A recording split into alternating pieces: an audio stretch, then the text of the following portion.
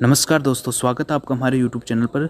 दोस्तों, आज के वीडियो में हम बात करने वाले परमाणु कक्षक और कक्षाओं की ऊर्जा के बारे में। तो सबसे पहले देखते हैं हम परमाणु कक्षक, उनकी जो आकृति होती है उसके बारे में देखते हैं। तो सबसे पहले बात आती है जो कक्षक है। कक्षक की परिभाषा क्या होती है कि नाभिक के चारों ओर के विक्षेत्र जहाँ इलेक्ट्रॉन पाए जाने की संभावना सर्वाधिक हो। नाभिक के चारों ओर के विक्षेत्र जहाँ इलेक्ट्रॉन पाए जाने की संभावना सर्वाधिक हो क्या कहलाएंगे? कक्षक। जो कक्षक है उसमें जो इलेक्ट्रॉन घनत्व की जो प्रायिकता है उसे कौन दर्शाएगा? साई स्क्वायर, यानी कि तरंग फलन का वर्ग, न कि साई स्क्वायर का वर्ग जो नाभिक के चारों ओर जो इलेक्ट्रॉन घनत्व की पाए जाने की जो प्रायिकता है वो दर्शाएगा। अब नाभिक है और उस जो इलेक्ट्रॉन घनत्व जो पाया जाता है चारों ओर, जिसे हम कक्षक कहते हैं, इनके मध्य का जो रिक्त स्थान है, इनके मध्य का ये जो रिक्त स्थान है इसे हम क्या कहते हैं? नोड या नोडल सतह। क्या कहते हैं? नोड या नोडल सतह। तो नोड की परिभाषा क्या हुई कि जो नाभिक के चारों ओर के विक्षेत्र जहां इलेक्ट्रॉन पाए जाने की संभावना न्यूनतम या शून्य हो क्या कहलाएंगे? नोड। इसी प्रकार हम नेक्स्ट बात करते हैं। जो नोड होते हैं वो क्या होते हैं? दो प्रकार के होते हैं। एक तो होता है तिर्य्य नोड होता है, एक होता है कोणीय नोड। तिर्य्य नोड को हम गोलीय नोड भी कह सकते हैं और अदिशात्मक नोड भी कहते हैं, लेकिन जो कोणीय नोड है उसे हम क्या कहते हैं? दिशात्मक नोड। ठीक है। अब अदिशात्मक नोड और दिशात्मक नोड में ये फर्क है कि जो अदिशात्मक यानी कि जो इलेक्ट्रॉन घनत्व है यह दिशात्मक नोड इस प्रकार से बनता है कि जो इलेक्ट्रॉन घनत्व पाया जाता है वो एक समान रूप से वितरित होता है, न उसकी दिशा फिक्स नहीं होती, जिसके कारण अदिशात्मक नोड का निर्माण होता है। लेकिन जो दिशात्मक नोड है उसका निर्माण किसके कारण होता है? जो इलेक्ट्रॉन घनत्व किसी फिक्स दिशा के अंदर वितरित होते हैं। जैसे कि एस उपकोष है, एस उपकोष के चारों ओर जो नोडल सतह है, इस प्रकार इलेक्ट्रॉन पाए जाने की संभावना क्या है? एक समरूप है। चारों ओर वर्ताकार नाभिक के चारों ओर क्या है? समरूप है। तो अब इसके अंदर जो बीच में जो ये रिक्त स्थान बना है वो क्या बना है? अदिशात्मक, यानी कि किसी भी दिशा में यह नहीं कि इस दिशा में इलेक्ट्रॉन घनत्व कम है, इसमें ज़्यादा है। लेकिन जो पी कक्षक होते हैं, यानी जैसे पी कक्षक हैं, उनकी आकृति होती है द्विडंबलाकार होने के कारण इस प्रकार से पाए जाते हैं। वो इस प्रकार से पाए जाते हैं। तो यहाँ पे क्या हो गई? दो पालियों का निर्माण हो गया। एक तो ये पाली हो गई और एक ये पाली हो गई। अब क्या हुआ कि ऊपर की साइड यहाँ पे भी इलेक्ट्रॉन घनत्व ज़्यादा है और नीचे की साइड यहाँ पे भी इलेक्ट्रॉन घनत्व ज़्यादा है। लेकिन ये जो बीच में है, बीच में ये स्थान है, यहाँ पे इलेक्ट्रॉन पाए जाने की संभावना, यानी कि नोडल सतह यहाँ पे पाया जाता है, इसकी संभावना बहुत कम होने के कारण यहाँ पे क्या हो गया? ये दिशात्मक हो गया कि ऊपर जाने की तरफ जैसे जैसे ऊपर जाएंगे यहाँ पे इलेक्ट्रॉन घनत्व की प्रायिकता बढ़ती जाएगी। इस प्रकार से हम नोड को दिशात्मक और अदिशात्मक में विभाजित करते हैं। दिशात्मक है उसको हम द्विगुणित क्वांटम संख्या के बराबर इस नोडीय तल को लेते हैं। नोडीय तल को लेते हैं द्विगुणित क्वांटम संख्या L, यानी L के बराबर। ठीक है। अब यहाँ पर नोडीय तल टर्म यूज की है यह दिशात्मक या कोणीय नोड के लिए, तो उसका एक ही कारण है कि जैसे कि ये पी कक्षक था, इस प्रकार से यहाँ पे क्या एक तल का निर्माण हो गया। बीच में क्या हो गया? एक तल का निर्माण हो गया। दोनों साइड क्या है? इलेक्ट्रॉन घनत्व पाए जाने की संभावना ज़्यादा और बीच में क्या है? कम। इस वजह से इसमें क्या है? एक तल का निर्माण होता है। इसलिए हम कोणीय या दिशात्मक नोड के लिए नोडीय तल टर्म यूज करते हैं। लेकिन जो गोलीय या जो तिर्य्य या अदिशात्मक नोड है उसमें नोडीय पृष्ठ यूज करते हैं, क्योंकि जैसे इस प्रकार से ये गोलाकार था, इसमें किसी प्रकार एक पृष्ठ का निर्माण होता है, न कि कोई तल का निर्माण होता है। इसलिए हम इसके लिए क्या यूज करते हैं? नोडीय पृष्ठ। इसका फॉर्मूला होता है, नोडीय पृष्ठ का फॉर्मूला होता है n-l-1। n का है यहाँ मतलब है मुख्य क्वांटम संख्या से, और l का मतलब है द्विगुणित क्वांटम संख्या के बारे में। द्विगुणित क्वांटम संख्या के लिए विभिन्न उपकोषों के लिए मान था वो s, p, d, f इस प्रकार से था। s के लिए था 0, p के लिए था 1, d के लिए था 2 और f के लिए था 3। इस प्रकार से द्विगुणित क्वांटम संख्या का मान होता है। ठीक है। अब नेक्स्ट बात करते हैं हम, एक क्वेश्चन आया है, इसके बारे में चर्चा करते हैं। जो 5G कक्षक है के लिए कुल नोड पूछा है, तिर्य्य नोड पूछा है, कोणीय नोड। ठीक है। कुल जो तिर्य्य नोड होता है उसका फॉर्मूला क्या होता है? n-l-1। ठीक है। अब 5G कक्षक दे रखा है। 5G यानी कि इसमें 5 क्या है, मुख्य क्वांटम संख्या के बारे में, और g क्या है, इसकी जो द्विगुणित क्वांटम संख्या के बारे में जानकारी देगा। n के लिए हमारे पास वैल्यू आ गई 5 और l के लिए कितने आ गई 4, यानी कि जैसे कि ये जो s था p d f g h इस प्रकार से था। s के लिए थे l की वैल्यू थी 0, यानी द्विगुणित क्वांटम संख्या की वैल्यू कितनी थी 0, p के लिए 1, d के लिए 2, f के लिए 3 और g के लिए 4, h के लिए 5। इस प्रकार से यह द्विगुणित क्वांटम संख्या की थी। तो हमारे क्वेश्चन में g दे रखा है, इसके लिए l की वैल्यू कितनी हो गई 4, ठीक है। तो हमने l की वैल्यू की जगह 4 रख दी और -1 कर दिया, तो बराबर कितना आ गया 0। तो 5G कक्षा के लिए त्रिज्यीय नोड की संख्या कितनी आ गई 0। अब कोणीय नोड को हमने किसके बराबर लिया था, द्विगुणित क्वांटम संख्या के बारे में, द्विगुणित क्वांटम संख्या के बराबर लिया था। तो द्विगुणित क्वांटम संख्या 5G के लिए कितनी थी 4, तो इसके त्रिकोणीय नोड की संख्या कितनी हो गई 4। अब बात की थी जो कुल नोड है, कुल नोड की बात का फॉर्मूला क्या था, n-1, यानी कि जो n की वैल्यू कितनी थी 5, 5 माइनस 1 बराबर कितने हो गए 4। तो इसके कुल नोडों की संख्या कितनी हो गई 4, ठीक है। वैसे भी याद कर सकते हैं, जो त्रिज्यीय नोड है वो 0 है और कोणीय नोड कितने हैं 4। इनका योग करेंगे तो क्या आएगा आंसर, कुल नोडों की संख्या क्या आ जाएगी 4, ठीक है। अब नेक्स्ट बात करते हैं हम एस कक्षक के बारे में। एस कक्षक होते हैं जो इनकी आकृति होती है वो क्या होती है गोलाकार, और ये नाभिक के चारों सममित और तथा सभी दिशाओं में समान इलेक्ट्रॉन घनत्व है, अतः अदिशात्मक प्रकृति। मैंने अभी भी बताया था जो एस कक्षक होते हैं, एस कक्षक जैसे कि ये डायग्राम दे रखा है, यहाँ पे ये डायग्राम दे रखा है। इसमें देखो कि जो नाभिक के चारों ओर ये एक इलेक्ट्रॉन घनत्व है, ये दूसरा इलेक्ट्रॉन घनत्व ये है, यानी कि ये पहली कक्षक यानी कि 1s कक्षक को दर्शा रहा है और ये दूसरा क्या दर्शा रहा है 2s कक्षक को। इनके बीच में जो रिक्त स्थान है उससे हम क्या कहेंगे नोडीय सतह या नोडीय पृष्ठ, जिसका फॉर्मूला n-l-1 हमने पीछे अभी देखा है। अब अदिशात्मक प्रकृति, यानी कि अदिशात्मक प्रकृति का मतलब है कि जो इलेक्ट्रॉन घनत्व है वो सभी दिशाओं में क्या है समरूप है, सभी दिशाओं में क्या है समरूप, वो किसी एक दिशा की तरफ ना होके सभी दिशाओं में क्या है समरूप यानी सममित भी है, इसलिए हम इसे क्या कहते हैं अदिशात्मक प्रकृति का कक्षक, ठीक है। अब नेक्स्ट बात करते हैं हम जो दो क्रमागत एस कक्षकों के बीच की ऐसी सतह है जिस पे इलेक्ट्रॉन पाए जाने की संभावना क्या है न्यूनतम या शून्य, उसे क्या कहते हैं नोडीय सतह, नोडीय पृष्ठ कहते हैं, जिसके बारे में भी हमने अभी भी पढ़ लिया है और ये ठीक है अच्छी तरह समझ में भी आ गया होगा। अब नेक्स्ट बात करते हैं हम जो ये फॉर्मूला था क्या था n-l-1, इसके बारे में दे रखा है। जो n है जो कोश की संख्या है या मुख्य क्वांटम संख्या के बराबर होगी, l है द्विगुणित क्वांटम संख्या के बारे में, और l की वैल्यू इस प्रकार से है s p d f g h, इस प्रकार से ये l की वैल्यू है। अब नेक्स्ट बिंदु है कि s उपकोश में एक ही कक्षक पाया जाता है, s में क्या पाया जाता है एक ही कक्षक, p में कितने पाए जाते हैं 3 कक्षक पाए जाते हैं, डी में कितने पाए जाते हैं 5 कक्षक पाए जाते हैं। इनके बारे में हम विस्तृत अध्ययन आगे वीडियो में करेंगे। तो सबसे पहले अब एक क्वेश्चन आ रहा है, उस क्वेश्चन को देखते हैं कि जो नोडीय सतह है वो पूछा है हमें। क्वेश्चन में दे रखा है कि 1s के लिए, 2s के लिए और 4p के लिए और 6d के लिए, इस प्रकार से दे रखा है। तो हमें कुल जो नोडीय सतह को हम किस फॉर्मूले से ज्ञात करते हैं, जो n-l-1 इस फॉर्मूले से ज्ञात करते हैं। तो 1s के लिए n की वैल्यू कितनी है, ये 1 है तो यहाँ पे 1 रख दिया, और s के लिए जो l की वैल्यू है वो कितनी होगी, s के लिए 0, तो हमने -0 कर दिया, और फिर फॉर्मूले में क्या है -1, तो बराबर कितना आ गया 0। इसी प्रकार 2s के लिए जो n की वैल्यू है वो कितनी है 2, और जो s की वैल्यू वो फिर से कितनी हो गई 0 और -1 बराबर कितना हो गया 1। इसी प्रकार से 4p के लिए क्या है n की वैल्यू कितनी होगी 4, p के लिए कितना होता है 1 -1 बराबर कितना हो गया 2।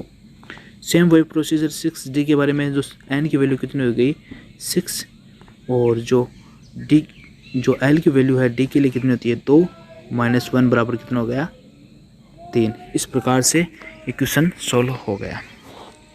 ठीक है। अब नेक्स्ट बात करते हैं पी कक्षक के बारे में। पी कक्षक के बारे में बात करते हैं। इसकी आकृति होती है डंबलाकार, डंबल शेप की इसकी आकृति होती है, जिसमें 2 पालियाँ पाई जाती हैं और ये दिशात्मक प्रकृति की होती है।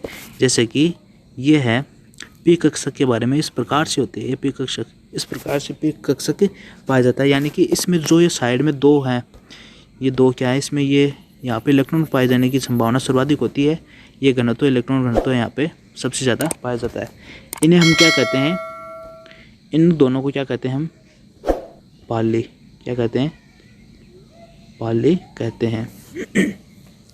अब ये 2 पालियाँ पाई जाती है पी कक्षक के अंदर, और ये जो बीच में जो ये है, इसे हम क्या कहते हैं, नोडीय सतह या नोडीय तल कहते हैं। ठीक है। अब इनकी प्रकृति दिशात्मक होने का मतलब यही है कि इसमें जो इलेक्ट्रॉन घनत्व है एक दिशा की तरफ है, एक दिशा की तरफ डाइवर्ट हो रहा है, न कि एक समरूप है, एक डायरेक्शन में एक समान नहीं है, ये एक दिशा में बटा हुआ है, इसलिए इसे क्या कहते हैं, दिशात्मक प्रकृति का। ठीक है। अब नेक्स्ट बात करते हैं हम, किसी कक्षक की 2 पालियों के बीच से गुजरने वाला वह तल जहाँ पर इलेक्ट्रॉन घनत्व न्यूनतम या शून्य हो, उसे क्या कहते हैं, नोडीय तल। ये परिभाषा लगभग 3-4 बार आ गई है और आपको अच्छी तरह समझ में आ गई होगी क्या नोडीय तल या नोडीय सतह के बारे में हम क्या चर्चा कर रहे हैं कि क्या होता है। नोडीय तलों की संख्या के बारे में अभी भी बात की थी। एक तो नोडीय पृष्ठ आया था, एक नोडीय तल आया था। नोडीय पृष्ठ तो क्या था, जो ये अदिशात्मक प्रकृति के कक्षक होते हैं उनके लिए यूज किया जाता है नोडीय पृष्ठ, और जो दिशात्मक प्रकृति के कक्षक होते हैं उनके नोडीय तलों को यूज करते हैं। जो उसकी वैल्यू कितनी होती है, द्विगुणित क्वांटम संख्या के बराबर। तो एस के लिए द्विगुणित क्वांटम संख्या के बराबर कितनी होगी, तो प्राय इसके नोडीय तलों की संख्या कितनी होगी, 0, पी के लिए कितनी, 1, डी के लिए 2, एफ के लिए 3 और जी के लिए 4 और एच के लिए 5। इस प्रकार से इस विभिन्न कक्षकों की जो है नोडीय तलों की संख्या ये इस प्रकार से हो जाएगी। ठीक है। अब नेक्स्ट बात करते हैं कि जो पी कक्षक होते हैं, जो पी उपकोष होते हैं, उनमें क्या होते हैं, 3 कक्षक होते हैं। जो इससे हम देखते हैं कि इस प्रकार से 3 प्रकार के कक्षक पाए जाते हैं। ठीक है। ये एक्स एक्सिस, ये वाई एक्सिस, ये एक्स एक्सिस, ये वाई एक्सिस, और यहाँ पे एक ये जेड एक्सिस कर देते हैं। अब पी एक्स एक होता है पी एक्स,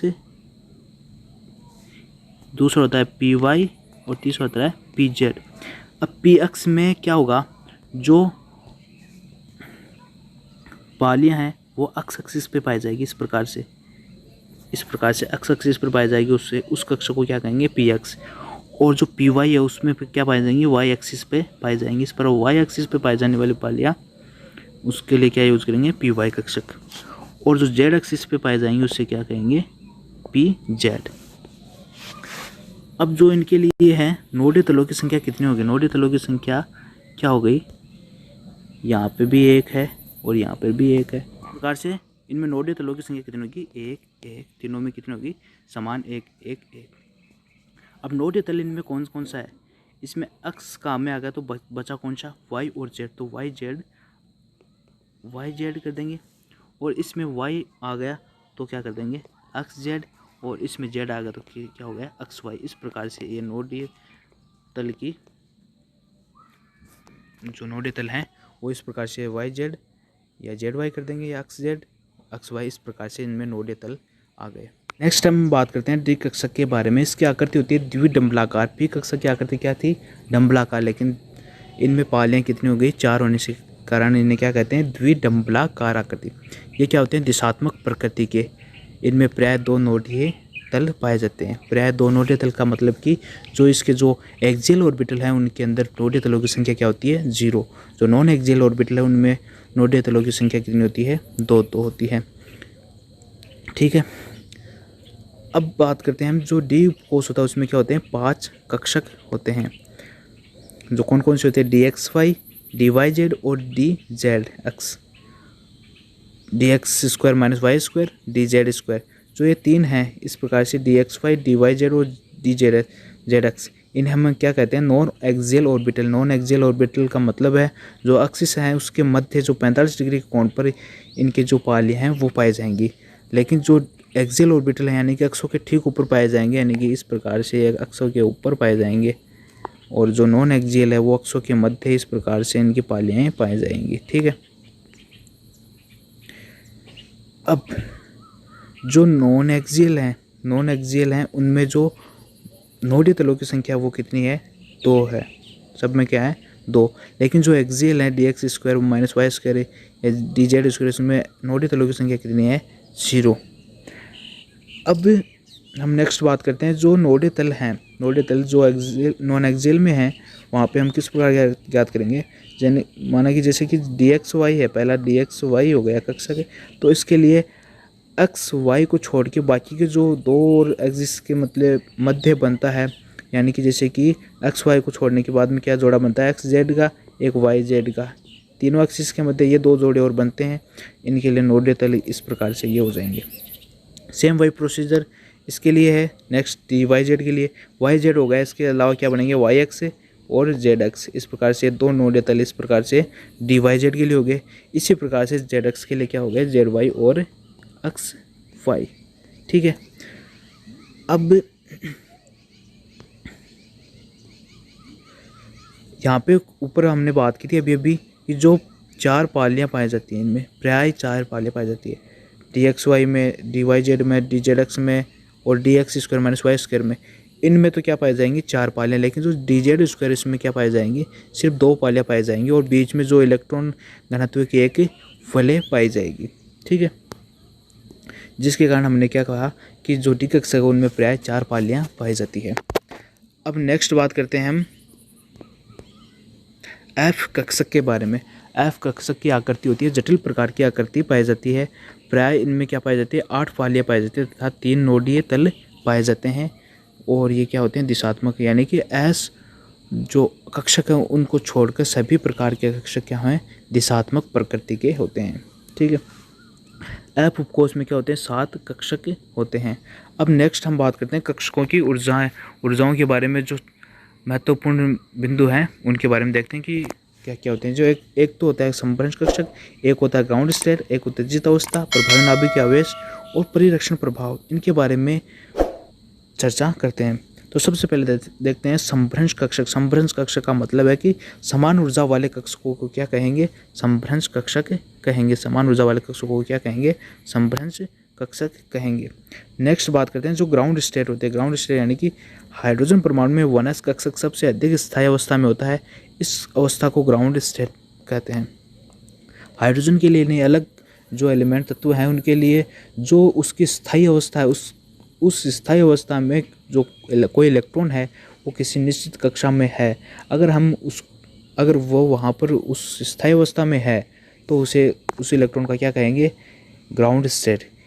और जब उसको हम ऊर्जा देके या किसी ऊर्जा देके, एनर्जी देके उसे हम उत्तेजित यानी कि दूसरे ऊर्जा स्तर में हम दूसरे कक्षक में प्रवेश करवाएंगे तो उसकी वो क्या कहेंगे? उत्तेजित अवस्था। उत्तेजित अवस्था जहाँ हाइड्रोजन के लिए काम में लेते हैं, जैसे 2s 2p, वह उच्च कक्षकों में उपस्थित इलेक्ट्रॉन को उत्तेजित अवस्था में कहा जाता है। अब नेक्स्ट बात आता है कि प्रभावी नाभिक आवेश जेड इफेक्टिव के बारे में। नाभिक का कुल धनावेश जो इलेक्ट्रॉन पर प्रभावी होता है प्रभावी नाभिक आवेश कहलाता है। जो नाभिक के अंदर जो कुल धनावेश होते हैं वो इलेक्ट्रॉन पर कितने प्रभावी रूप से कार्य करते हैं उसे हम क्या कहते हैं? प्रभावी नाभिक आवेश। अंतिम बिंदु आता है परिरक्षण प्रभाव। परिरक्षण प्रभाव का मतलब कि जो बाह्यतम कोश के इलेक्ट्रॉन होते हैं उन पर जो आंतरिक कोश के इलेक्ट्रॉन हैं वो एक तरह से क्या करेंगे? उनका प्रतिकर्षण करेंगे। और जो नाभिक है उनको क्या करेगा? आकर्षण। नाभिक क्या करेगा? उनको आकर्षित। इस प्रकार बाह्यतम कोश के इलेक्ट्रॉन पर जो नाभिक आकर्षण करता है, जिसके कारण से जो आंतरिक कक्षक के जो इलेक्ट्रॉन है उनका प्रतिकर्षण थोड़ा कम हो जाता है। इस प्रकार इस प्रभाव को क्या कहेंगे? परिरक्षण प्रभाव कहेंगे। ठीक। आशा करता हूँ कि दोस्तों आज का वीडियो आपको बहुत अच्छा लगा होगा, और अगर आपको पसंद आया तो इसे अपने दोस्तों के साथ शेयर कीजिए। और आपने अभी तक हमारे चैनल को सब्सक्राइब नहीं किया तो सब्सक्राइब कीजिए, ताकि आप हमारे साथ इसी प्रकार से एजुकेशनल वीडियो के माध्यम से जुड़े रहे। Thank you so much. जय हिंद, जय भारत।